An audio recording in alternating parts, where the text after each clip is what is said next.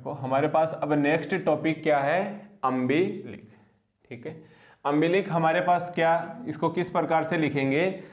सबसे पहले हम देखो लिखेंगे कि since we know that differential से equations of principal sections. Umbilic एक छोटा सा स्पेशल रिजल्ट है, अभी क्लियर हो जाएगा। तो इसको लिखने से पहले हम क्या लिखेंगे कि since we know that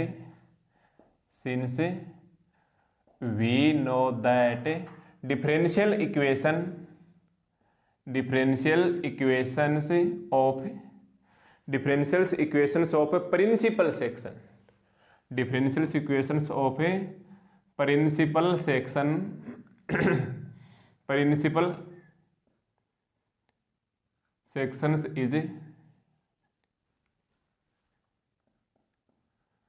since we know that differential equations of a principal section। अब याद करो प्रीवियस लेक्चर 2 किस प्रकार से याद रखोगे differential equations of principal section को। तो आप नॉर्मली फंडामेंटल मैग्नीट्यूड लिखोगे EFG LMN, और अगर मेरे पास प्रिंसिपल ऑफ 2 डायरेक्शन होता जिससे पहला लिखा था तब तो हम लिखते थे L² माइनस LM और M²।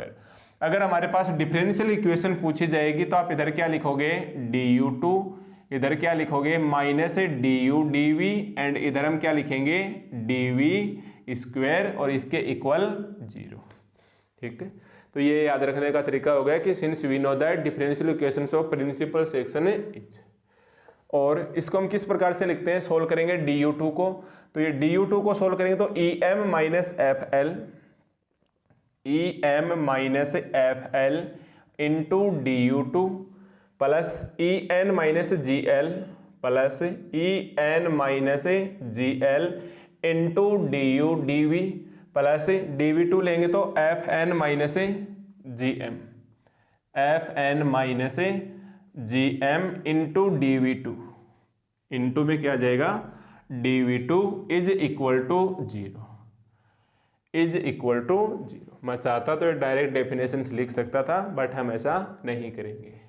ठीक है, क्योंकि आपको याद कहीं ना कहीं डायरेक्ट लिखूंगा तो आप रटना पड़ेगा और रट सकते नहीं, इसलिए तरीका बताया था मैंने प्रीवियस लेक्चर 2 के अंदर भी। ठीक है, अब देखो अम्बिलिक हमारे पास क्या है, अगर du2 का कोफिशिएंट 0 हो जाए, du dv का भी कोफिशिएंट 0 हो जाए एंड dv2 का भी कोफिशिएंट 0 हो जाए।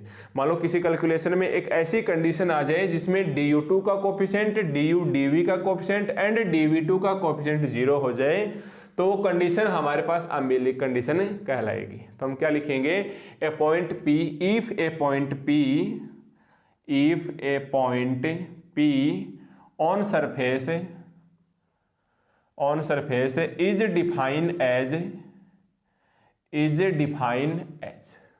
ठीक है, हम क्या बोलेंगे, अम्बिलिक का मतलब क्या है कि अगर कोई सी सरफेस के ऊपर एक ऐसे पॉइंट की सिचुएशन आ जाए कि if a point P on surface is define as umbilic, तो ये हमारे पास अम्बिलिक कब कहलाएगी, if coefficients of du2 0, if EM-FL is equal to 0, du dv का कोफिशिएंट्स या तो माइनस करो या माइनस को अंदर रखो, GL minus EN is equal to 0 and FN minus GM is equal to 0।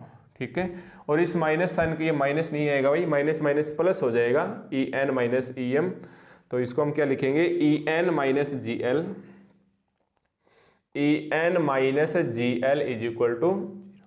मान लो किसी कंडीशन पे ऐसे किसी पॉइंट के ऊपर P के ऊपर यानी किसी सरफेस के अंदर कोई पॉइंट होता है, जैसे ये मान लो हमारे पास क्या है, कोई सरफेस है जो हम इस प्रकार से बनाते आए हैं इस वाली यूनिट के अंदर, और इसके ऊपर मान लो कोई पॉइंट P है। अगर ऐसी कंडीशन आ जाए कि यहाँ du2 का कोफिशिएंट, du dv का कोफिशिएंट एंड dv2 का कोफिशिएंट अगर हमारे पास 0 होता है, वही कंडीशन हमारे पास क्या होती है, अम्बिलिक। अब इसको सोल्व करें, इसको सोल्व करेंगे तो कितना आ जाएगा हमारे पास, और हिंदी में इसको या बोलते हैं भाई EM is equal to FL, ये क्या आ जाएगा EN is equal to GL, और ये क्या आ जाएगा हमारे पास FN is equal to GM। इस साइड में ले जाओगे तो, या EFG एक साइड में छोड़ो, ये ऐसे करो E/L is equal to F/M, कैसे भी लिख सकते हो आपकी मर्जी, यहाँ से निकालो क्या जाएगा हमारे पास है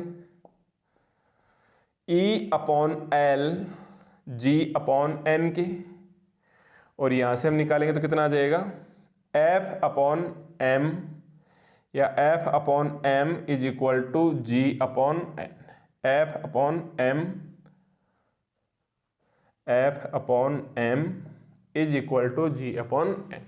इन तीनों कंडीशन से आप क्या देखोगे कि ये कैपिटल ई अपॉन एल किसके बराबर है भाई, एफ अपॉन एम के।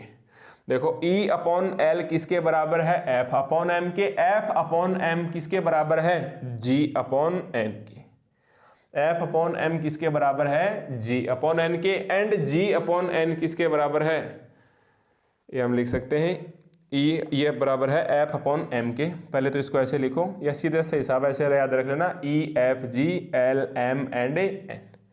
देखो ई अपॉन एल किसके बराबर है, एफ अपॉन एम के। एफ अपॉन एम किसके बराबर है, जी अपॉन एन के। और यहाँ से कंपेयर भी हो गया कि जी अपॉन एन वापिस किसके बराबर है, ई अपॉन एल के। ठीक है, अब आप इतना लिखते हैं, आप यूनिट सेकंड के हिसाब से आप जानते हो इसको आप क्या लिखोगे, E G minus F square, और इसको आप क्या लिखोगे, L N minus M square. ठीक है, तो ये मेरे पास क्या बन जाएगा, और अगर आप इसको रूट में लेना चाहो तो आप ऐसे भी लिख सकते हो।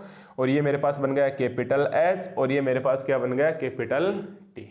ठीक है, सो कंडीशन ऑफ, लास्ट में क्या लिख देना आप, सो कंडीशन ऑफ अम्बिलिक,